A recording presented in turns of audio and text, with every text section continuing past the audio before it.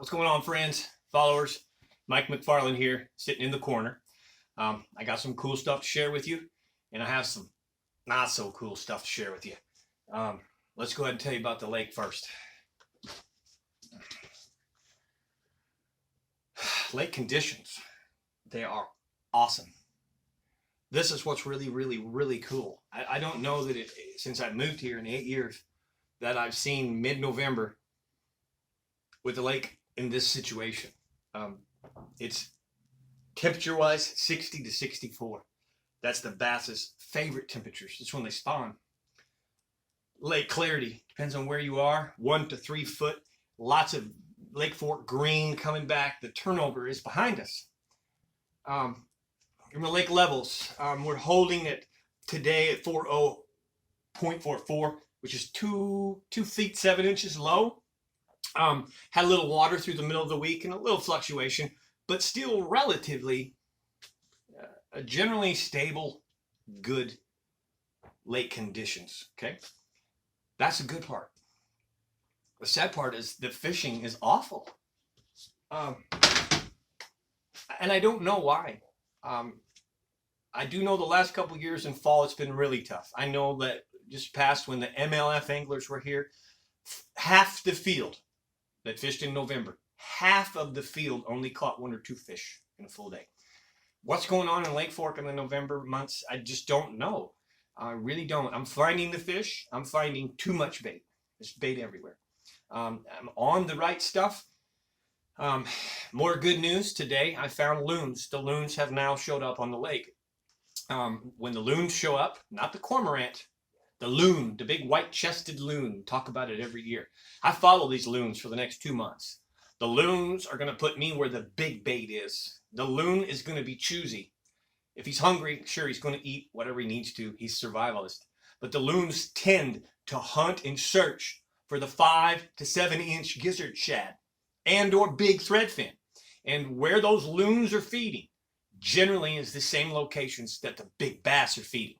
So the loon will show you where the deer feeder is. I know I'm making an analogy here, but the loon feeds where the shad are and the bass do the same. So follow the loon a lot.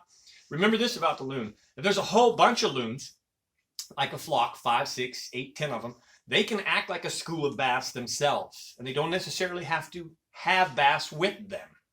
If there's one diving loon, he's probably working off of the school of bass. You follow me? So if a bunch of birds can dive down and act like their own attack system, like a school of bass, they don't need the bass. One diving loon is optimum. Now, but you can learn a lot from following the loons. Today, for example, the loons went all the way to the back of a creek and got in the creek and literally started shopping the creek from back to the front. Meaning they went real shallow. I watched them come in shallow and then work the creek as they went back out to Main Lake. They're going to run into the food somewhere. It's brilliant. I mean, all they do is just keep diving, keep looking, keep diving until they run into the food. Sit there and follow them. As soon as they run into the food, you know where the food is. You know where the food is, you know where the fish are. All right? But anyways, it's a tough bite out on Fork. Man, there's several things that I would suggest. What I'm talking about there. Go find the loons and throw your reaction baits, your square bills.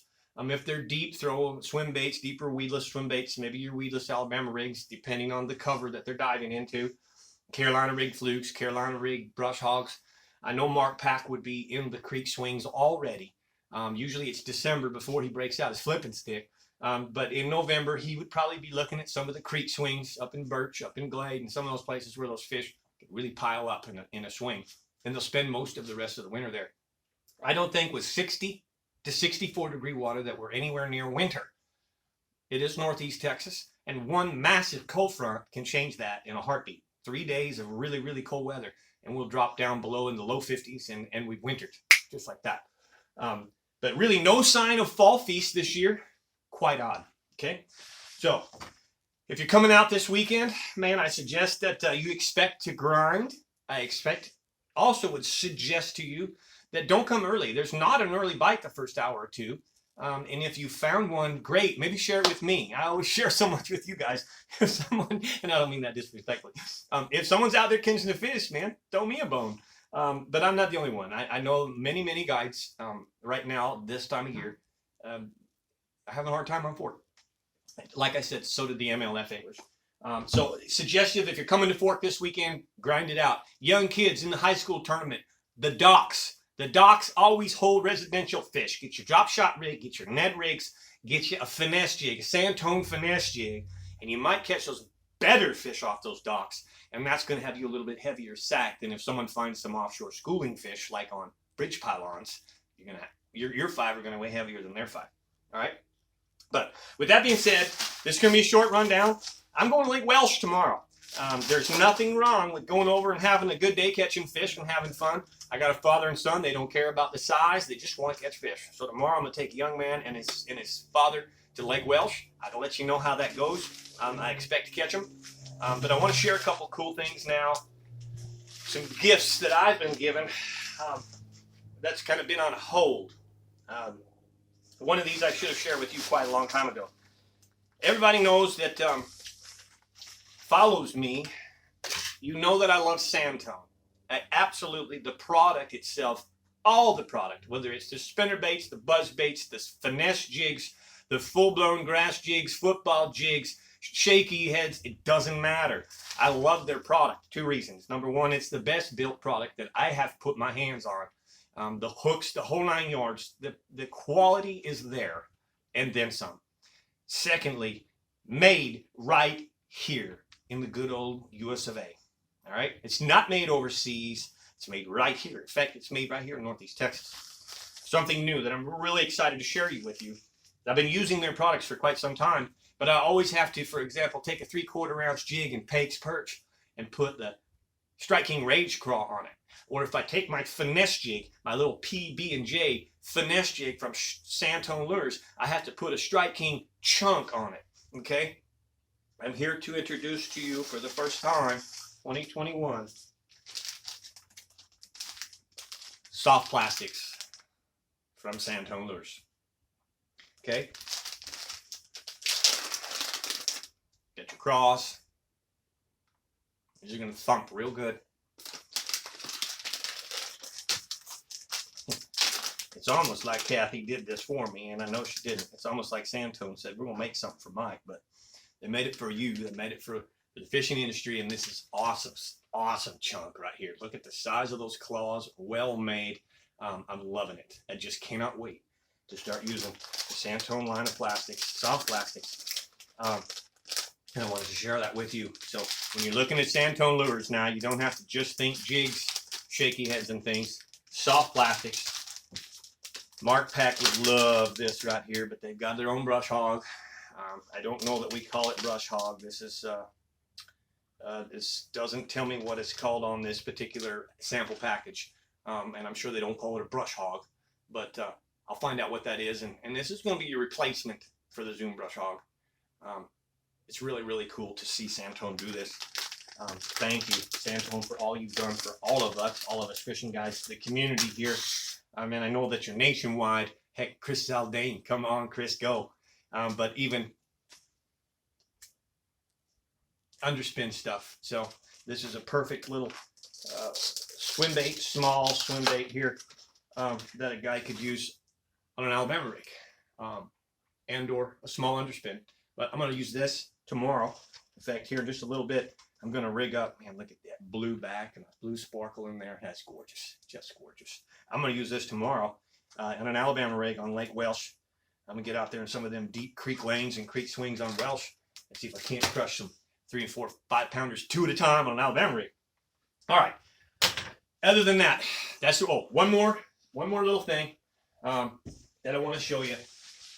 I got this several months back, and I really haven't put it to use, and I will for spring of next year. But this nice gentleman sent me this all the way from California. And Skeeter Bass Boats already comes with a step on it. A pretty darn cool step system. But these guys right here at Bass Boat Concepts, okay, Bass Boat Concepts. If you don't have the step system, you can order it right from these guys. So they sent me this one for free.